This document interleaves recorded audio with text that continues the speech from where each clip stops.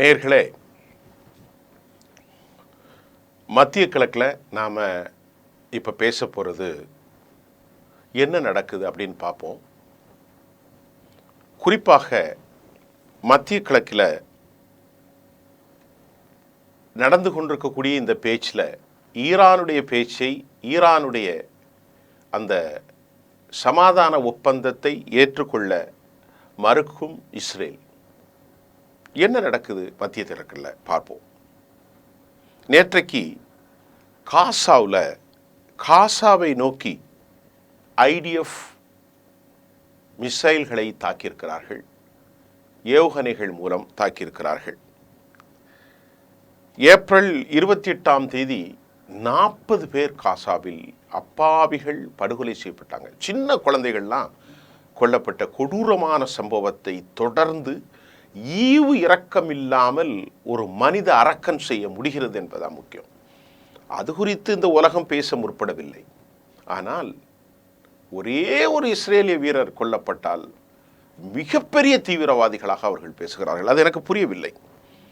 நேற்று கிட்டத்தட்ட மார்ச் 18 இதுவரை ஏற்கனவே 61,000 பேர் கொல்லப்பட்ட நிகழ்ச்சியில் மார்ச் 18 ஏப்ரல் வரைக்கும் 2,222 பேர் கொலை செய்யப்பட்டிருக்கிறதாக காசாவிலுடைய சுகாதாரத்துறை அறிவித்திருக்கிறது. எவ்வளவு கொடூரம் பாருங்க, எவ்வளவு கொடுமை பாருங்க.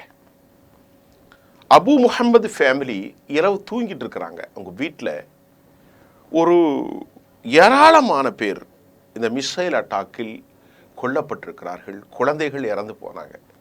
கேட்பதற்கு நெஞ்சே பதறுது. இவ்வளவு பெரிய மனித விரோத செயல்களை பெஞ்சமின் நேத்தன்யாகு என்ற ஒரு தனி மனிதன் செய்து கொண்டிருக்கிறார். அவரை நிறுத்துவதற்கு உலகம் கையாலாகாத தன்மையிலே காசாவிலே சென்று கொண்டிருக்கிறது. இதற்கிடையில் CNN ரிப்போர்ட்ஸ் வெளியாயிருக்கிறது. ஹவுதிகளுடைய இந்த தாக்குதலின் மூலம் அமெரிக்கா மிகப்பெரிய அளவில் பின்னடைவை சந்தித்து வருகிறது. என்னன்னா, இன்கமிங் ஹவுதிஸினுடைய fire may have contributed to the incident. மிக மிக மிக மிக மோசமான தாக்குதலில் அவர்களுடைய ட்ரூமன் கப்பலில் நிறுத்தி வைக்கப்பட்டிருக்கக்கூடிய விமானங்கள் கடலில் விழுந்து போகக்கூடிய அளவிற்கு they are quickly moved before it fell overboard. போர்டில் இருந்து, அதாவது அந்த போட்டில் இருந்து, அந்த க்ரூஸ் ஷிப்பில் இருந்து வெளியே போகக்கூடிய அளவிற்கு பெரும் தாக்குதலை அவர்கள் நடத்தியிருக்கிறார்கள். அந்த நேவியினுடைய செயலர்ஸ், முக்கியமாக US அஃபீஷியலுடைய கருத்து, விமானத்தை இழுத்து சென்ற மாலுமிகள் அதை கீழே விழுவதற்கு முன்பாக விரைவாக நகர்த்தியதால் உடனடி நடவடிக்கை எடுக்கப்பட்டதாக அமெரிக்காவினுடைய அஃபீஷியல் சொல்லக்கூடிய அளவிற்கு ஹமாஸுக்காகவும் காசா மக்களுக்காகவும் தன் இன்னுயிரையும் கொடுத்து கொண்டு மாபெரும் தாக்குதலை ஹவுதி நடத்தி கொண்டிருக்கிறார்கள் என்ற செய்தியும் அங்கிருந்து வந்திருக்கிறது. ஹவுதிகளின் தாக்குதலில் அமெரிக்காவிற்கு கடும் சேதாரம் ஏற்பட்டிருக்கிறது. குறிப்பாக அமெரிக்காவினுடைய ஏர்ஃபோர்ஸினுடைய டார்கெட்டின் மூலமாக அமெரிக்காவினுடைய aircraft, Truman worship, drone missile forces, இது உள்ளடக்கிய பலிஸ்டிக்ஸ் மிசைல்ஸ், ட்ரோன்ஸ் அட்டாக் மூலமாக அவர்களின் பல மில்லியன் அமெரிக்க டாலர்களை அவர்கள் இழந்திருக்கிறார்கள். இஸ்ரேலுடைய அஸ்கலான் பகுதியில் யாஃபா என்கின்ற புதிய பலிஸ்டிக் தாக்குதல்களை ஹவுதிகள் நடத்தியிருக்கிறார்கள். ஹவுதிகள் விடுற மாதிரி இல்லை. கிட்டத்தட்ட 500 பேருக்கு மேல் கொல்லப்பட்டிருப்பதாக தெரிகிறது. B2 பாம்பர்ஸ் சொல்லக்கூடிய பயங்கரமான குண்டுகளை போட்டார்கள். ஆப்பிரிக்கர்கள் பலரை கொலை செய்தார்கள். தஞ்சம் புகுந்த ஏழை ஆப்பிரிக்கர்களுடைய முகாம்களை குண்டு வீசி தகர்த்த அமெரிக்கா 26 பேர் கொல்லப்பட்டார்கள். 47 பேர் படுகாயம் அடைந்த நிலையில் தற்போது ஹவுதிகளுடைய தாக்கம் எந்த நிலையிலும் குறைவதாக தெரியவில்லை. அமெரிக்கா இந்த ஹவுதிகளின் போராட்டத்தின் மூலம் பல லட்சக்கணக்கான, பல மில்லியன் டாலர்ஸ் அவர்கள் ஹவுதிகளின் தாக்குதலாக இழந்திருக்கிறார்கள். பல மில்லியன் டாலர்ஸ், அப்படி என்றால் பல பில்லியன் கோடிக்கணக்கான ரூபாய்களை அவர்கள் இழந்திருக்கிறார்கள். குறிப்பாக 26க்கும் மேற்பட்ட MQ-9 ஒன்று உளவு விமானம் ஹவுதிகளால் தரையிறக்கம் செய்யப்பட்டிருக்கிறது அல்லது அடித்து சிதறப்பட்டிருக்கிறது. அமெரிக்காவிலே இந்த MQ-9 மிக முக்கியமானது உளவு விமானம். இந்த உளவு விமானத்தை ட்ரோனை முக்கியமாக அவர்கள் தடுத்திருக்கிறார்கள். 30 மில்லியன் அளவிற்கான சேதாரத்தை. ஒரு விமானம் என்பது 300 கோடி 275 கோடி இந்திய மதிப்பிற்கு. அப்பொழுது 30 கிட்டத்தட்ட 24 விமானங்களை உளவு விமானங்களை MQ-9 வலிமையானதை அடித்து துவம்சம் செய்திருக்கிறார்கள். பல பில்லியன் டாலர்ஸ், பல பில்லியன் டாலர், பல மில்லியன் டாலர்ஸ், பல பில்லியன் டாலர்களாக மாறியிருக்கிறது. இந்த MQ-9 play a key role but all in vain. சில காலகட்டங்களில் அவர்களுக்கு நல்ல உதவி செய்திருக்கிறது. ஆனாலும் அவர்கள் எல்லாவற்றையும் வீணடிப்பதை மாறி ஹவுதிகள் கம்ப்ளீட்டா ஸ்குவாஷ், அதாவது நசுக்கி இருக்கிறார்கள் என்று தான் சொல்ல வேண்டும். அது மட்டும் இல்லாமல் the country was committed to the disrupting. ரொம்ப அமெரிக்காவினுடைய செய்தி வந்திருக்கிறது. ஹவுதிகளுடைய இந்த தாக்குதல் எங்களுக்கு ரொம்பவே இடையூறாக இருக்கிறது. மட்டுமல்லாமல் ஹவுதிகளுடைய illicit revenue generation, financial facilities இதையெல்லாம் நாங்கள் கண்டுபிடிப்பதற்கு முயற்சி செய்தாலும் எங்களால் முடியவில்லை.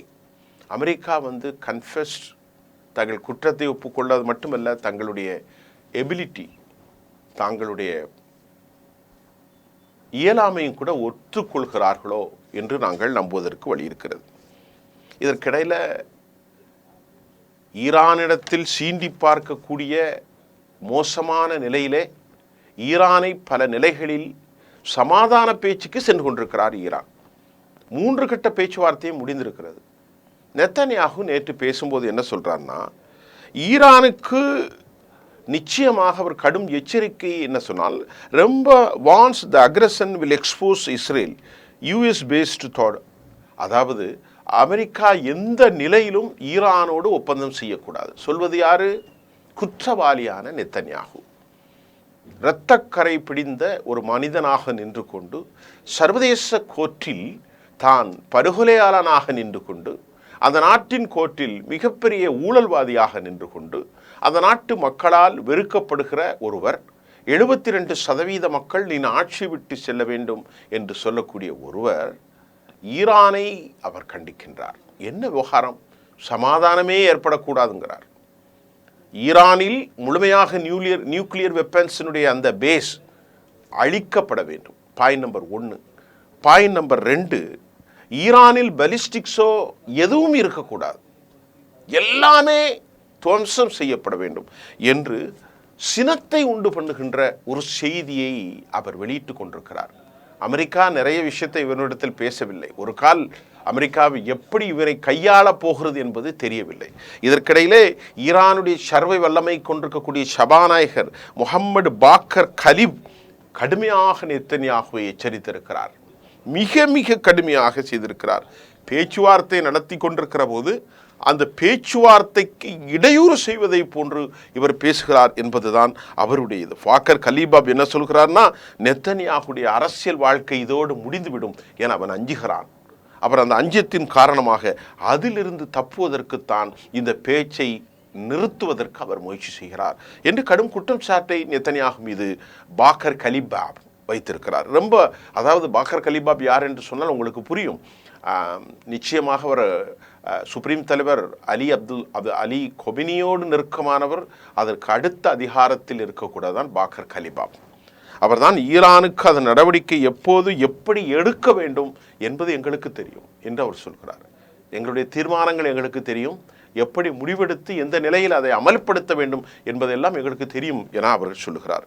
நெத்தன்யாகு நியூக்ளியர் இன்ஃப்ராஸ்ட்ரக்சர் முழுமையாக அளிக்க வேண்டும் என்று கூறுவது எந்த அடிப்படையில் என்று சொல்லவில்லை. நெத்தன்யாகுக்கு புறமாக இருக்கக்கூடிய இஸ்ரேல் கர்ட்ஸ் என்று சொல்லக்கூடியவர், அவரும் இதே மாதிரியான நிலையை பேசிக் கொண்டிருக்கிறார். ஆனால் ஒரு விஷயத்தை நாம் இங்கே அறிந்து கொள்ள முடிகின்றது. உலகம் மாறி வரக்கூடிய நிலையில அமெரிக்கா நிச்சயமாக பெஞ்சமின் நெத்தன்யாகுவை கைவிடக்கூடிய வாய்ப்பு இருக்கிறது. ஏன் அப்படின்னு நீங்க கேட்குறீங்க? அரபு நாடுகளின் கூட்டமைப்பு சார்ந்து $53 பில்லியன் ஒதுக்கியது. அதாவது அப்துல்லா அல் சிசியினுடைய தலைமையில் ஜோர்டான் மற்றும் அரபு கூட்டமைப்புகள் UAE எல்லாரும் சேர்ந்து தான் துருக்கியிலிருந்து ஒரு பெரும் மாநாடை போட்டார்கள். அது கிணற்றில் போட்ட கல்லாக இருக்கிறது. இதற்கிடையில் ஒரு வைப்ரண்ட் பொலிட்டீஷியனாக பார்க்கக்கூடிய பிரான்சினுடைய இமானுவேல் மேக்ரான் வரக்கூடிய ஜூன் மாதம் அல்லது ஜூலை 2இல் ஒன்றாக இருக்கலாம், சவுதி அரேபியாவில் 2 ஸ்டேட்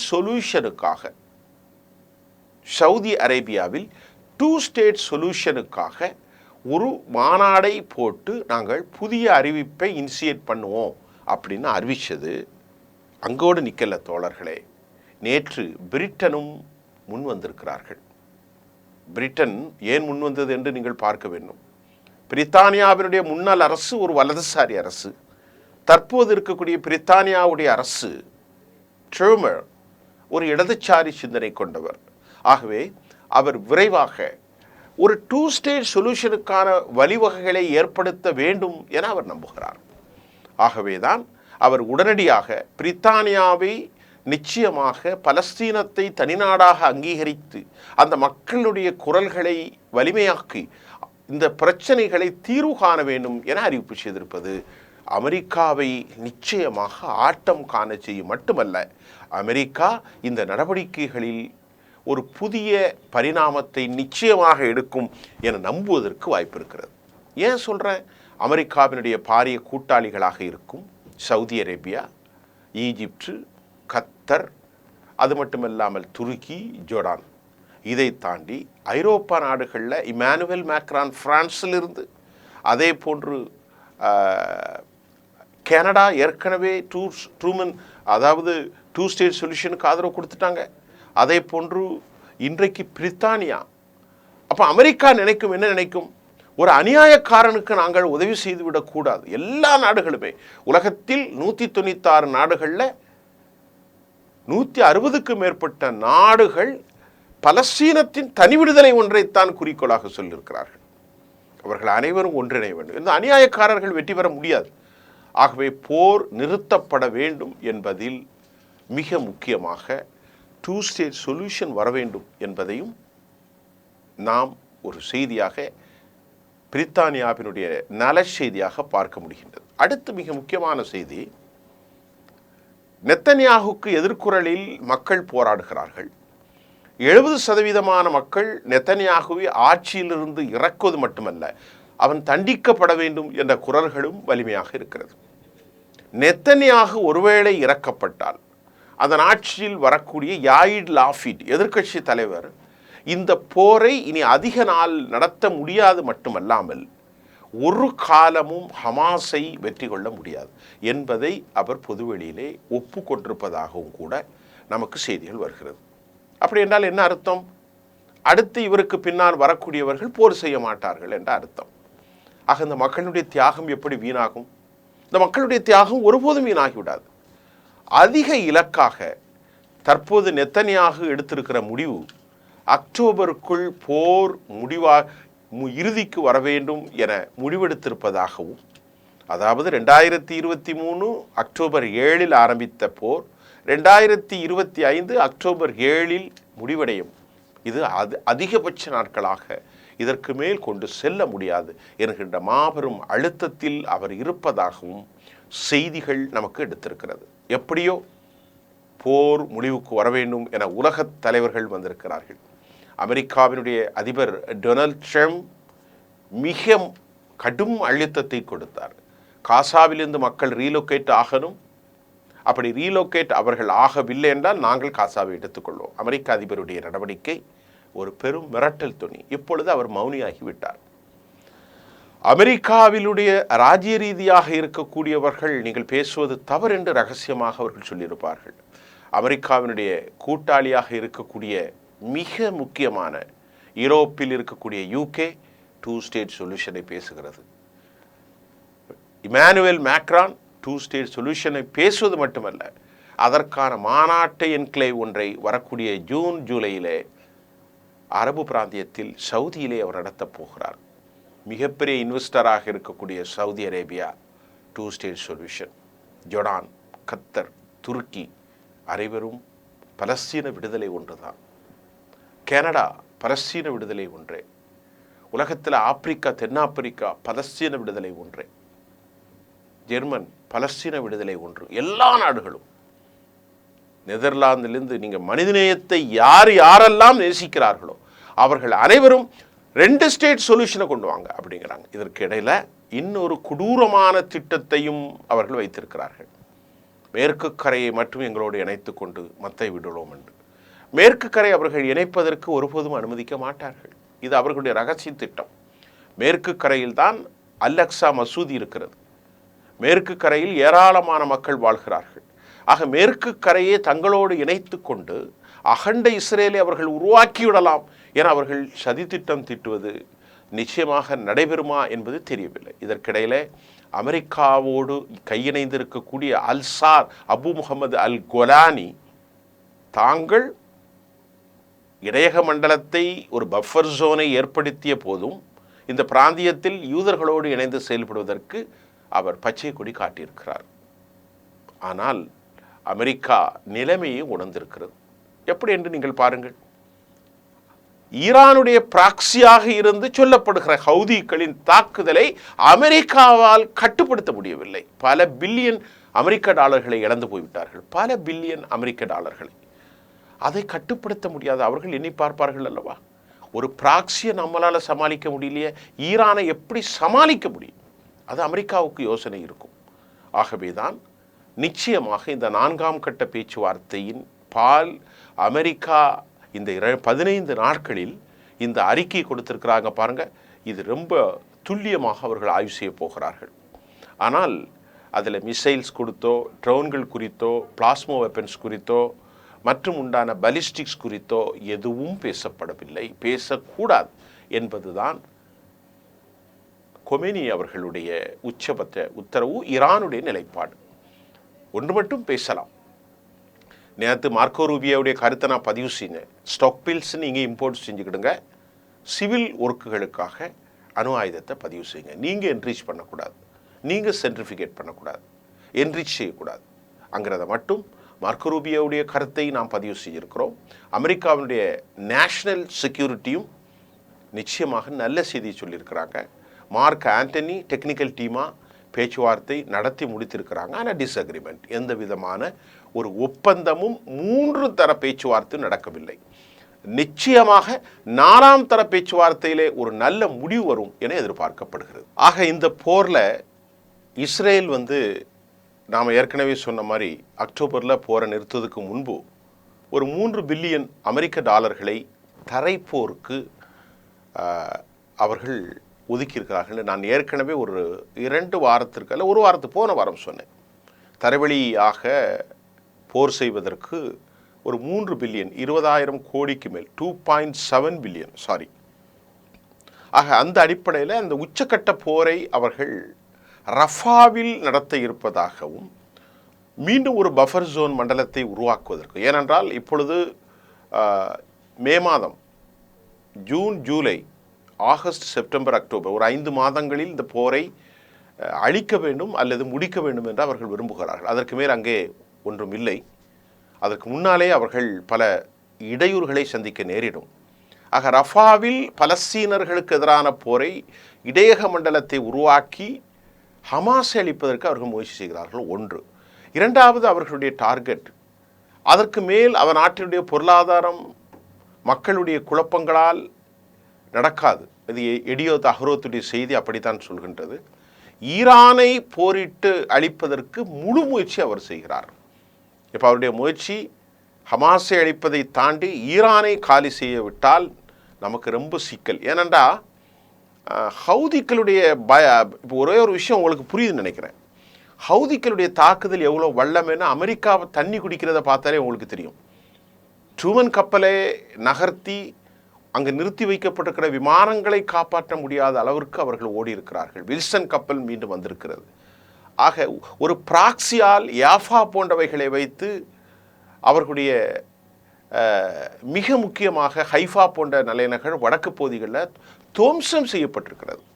ஆகவே தான் அவர்கள் என்ன அஞ்சுகிறார்கள் சொன்னால், பிராக்சியான ஹவுதிகளின் தாக்குதல் இவ்வளோ இருக்கும்போது நாம் ஈரானை விட்டுடக்கூடாது, இந்த அக்ரிமெண்ட்டு முடிவுக்கு வந்துடக்கூடாது, இந்த அக்ரிமெண்ட்டோட ஏதாவது ஒன்று செஞ்சுட்டு, ஏன்னா அந்த அமெரிக்கா தலைவர்கள் அப்படித்தான் பேசுகிறார்கள். அமெரிக்காவுடைய ஸ்டீவ் விட்காஃபும் சரி, மார்க் ரூபியோவும் சரி, அமெரிக்காவினுடைய மைக் ஆண்டனியும் சரி, வால்ஸும் சரி, டிடி ஜோன்ஸ் எல்லோருமே போர் இருக்கக்கூடாதுங்கிறது தான் அவங்க முறைப்படுத்துகிறாங்க.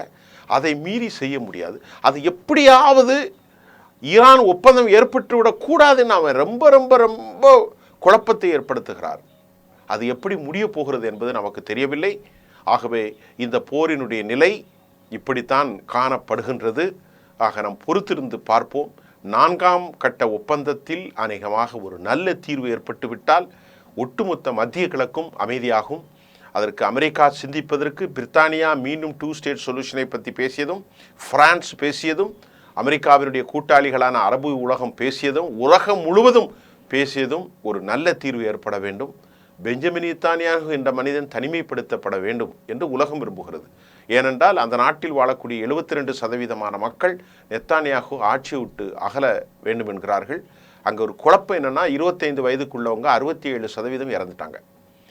ஐடிஎஃப் இராணுவத்தில் 25 வயதுக்கு உட்பட்ட 65%, 67% அவர்கள் இறந்திருக்கிறாங்க. 90 லட்சம் மக்கள் கொண்டவர்கள் பெரும் பதட்டத்தில் ஏற்படுகிறது. ரிசர்வ் ஆர்மியில் தான் இந்த 25,000 பேர் இறந்திருக்கிறாங்க. 25 வயதுக்கு உட்பட்டவர்கள் இறந்திருக்கிறாங்க.